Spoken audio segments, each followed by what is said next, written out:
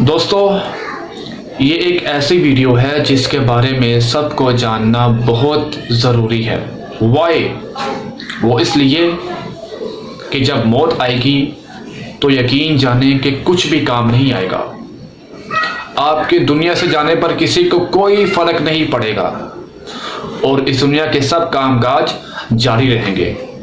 آپ کی ذمہ داریاں کوئی اور لے لے گا، آپ کا مال وارثوں میں تقسیم ہو جائے گا اور آپ کو اس مال کا حساب دینا ہوگا۔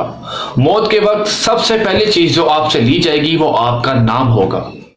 لوگ کہیں گے کہ ڈیڈ باڈی کہاں ہے؟ جب وہ جنازہ پڑھنا چاہیں گے تو کہیں گے کہ جنازہ لائیں۔ جب وہ دفن کرنا شروع کریں گے تو کہیں گے کہ میت کو قریب کر دیں۔ آپ کا نام ہرگز نہیں لیا جائے گا۔ مال، حسب و نسب، منصب اور اولاد کے دھوکے میں نہ آئیں۔ یہ دنیا کس قدر زیادہ حقیر ہے اور جس کی طرف ہم جا رہے ہیں وہ کس قدر عظیم ہے۔ آپ پر غم کرنے والوں کی 3 اقسام ہوگی۔ جو لوگ آپ کو تھوڑا بہت جانتے ہیں وہ کہیں گے ہائے مسکین، اللہ اس پر رحم کریں۔ آپ کے دوست چند گھڑیاں یا چند دن غم کریں گے، پھر وہ اپنی باتوں اور ہنسی مذاق کی طرف لوٹ جائیں گے۔ آپ کے گھر کے افراد کا غم گہرا ہوگا۔ وہ کچھ ہفتے یا کچھ دن یا 1 سال تک غم کریں گے اور اس کے بعد وہ بھی آپ کو یادداشتوں کی ٹوکری میں ڈال دیں گے۔ لوگوں کے درمیان آپ کا اختتام ہو جائے گا اور آپ کی حقیقی کہانی شروع ہو جائے گی اور وہ آخرت ہے۔ آپ سے زائل ہو جائے گا آپ کا حسن، مال، صحت، اولاد۔ آپ اپنے مکانوں اور محلات سے دور ہو جائیں گے۔ شوہر بیوی سے اور بیوی شوہر سے جدا ہو جائے گی۔ آپ کے ساتھ صرف آپ کا عمل باقی رہ جائے گا۔ یہاں یہ سوال پیدا ہوتا ہے کہ آپ نے اپنی قبر اور آخرت کے لیے ابھی سے کیا تیاری کی ہے؟ یہ وہ حقیقت ہے جو غور و فکر کی محتاج ہے، اس لیے آپ اس کی طرف توجہ کریں۔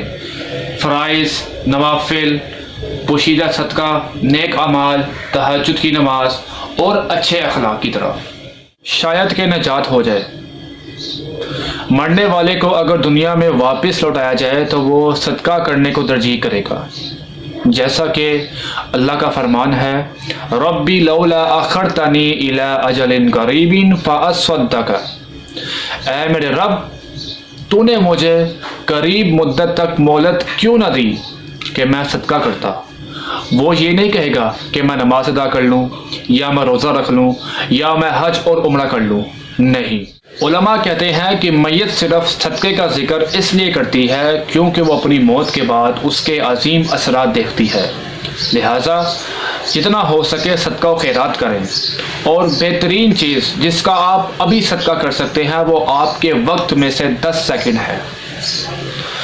آپ خیر خواہی اور اخلاص کی نیت کے ساتھ اس ویڈیو کو آگے تک پہنچائیں، کیونکہ اچھی بات کہنا بھی صدقہ ہے۔ اگر آپ اس ویڈیو کے ذریعے لوگوں کو یاد دہانی کروانے کی کوشش کریں گے تو قیامت کے دن اسے آپ اپنے ترازو میں پائیں گے۔ وَذَكِّرْ فَإِنَّ الذِّكْرَىٰ تَنفَعُ الْمُؤْمِنِينَ۔ اور نصیحت کیجیے کیونکہ یقیناً نصیحت ایمان والوں کو نفع دیتی ہے۔ وآخر دعوانا ان الحمد للہ رب العالمین۔